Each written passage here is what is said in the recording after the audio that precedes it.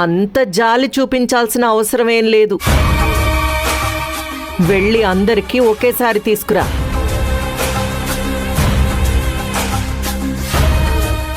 ఈ మధ్య కొంచెం సర్వీసు తగ్గినట్టు అనిపిస్తుంది.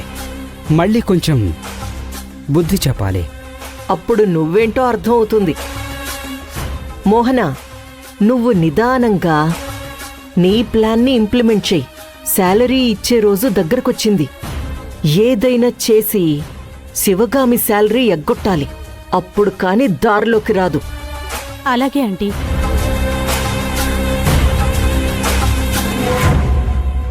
ముందు వాళ్ళకివ్వు.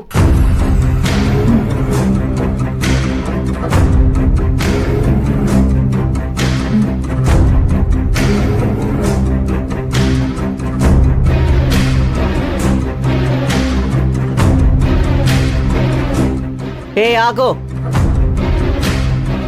తాగే వరకు ఇక్కడే ఉండు.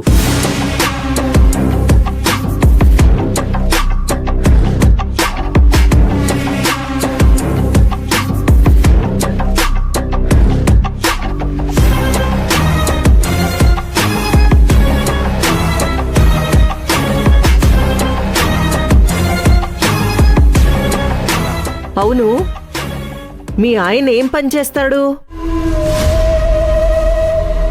చెప్పుకోవడానికి సిగ్గేమో. ఎందుకు సిగ్గు? నీలాగా నా మొగుడు ఏం పని పాట లేకుండా ఉన్నాడా? లేదు కదా. నా భర్త పొద్దున్న కూరగాయలమ్ముతాడు, మధ్యాహ్నం అంతా తాపి పనిచేస్తాడు, రాత్రి ట్యూషన్స్ చెప్తాడు. నువ్వేం చేస్తావు?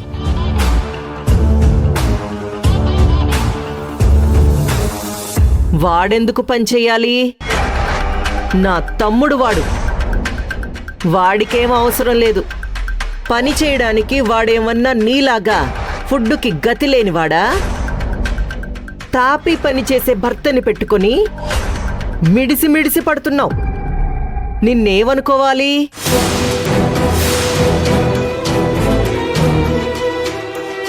నేను పని కోసం వెతుకుతున్నప్పుడు దొంగచాటుగా వెనక నుంచి నాకు ఉద్యోగం రాకుండా చేసిన తమరా నా గురించి మాట్లాడుతుంది.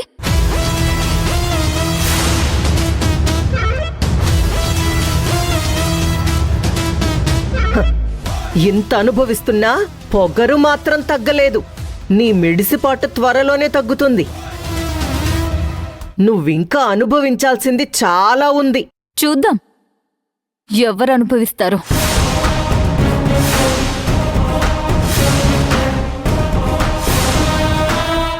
తాపి పని చేయడం ఎందుకు?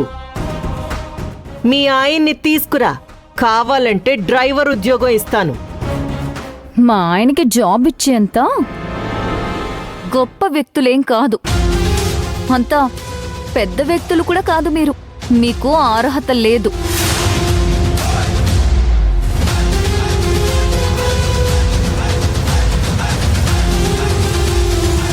అదేంటంటీ అలా వార్నింగ్ ఇస్తుంది? పొగరు తగ్గించాలి. చూస్తున్నావుగా, అర్థమైంది కదా. ఫేస్ టు ఫేస్ మాట్లాడితే అలాగే మాట్లాడుతుంది. అందుకే కొంచెం మెత్తగా నరుక్కు రావాలి.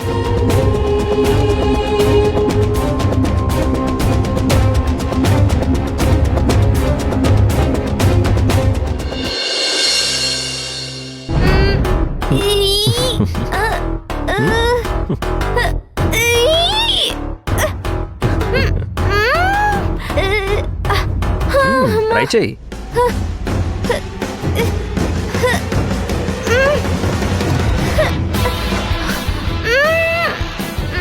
ట్రై చెయ్యి. చూసావా నాన్న నా బలం?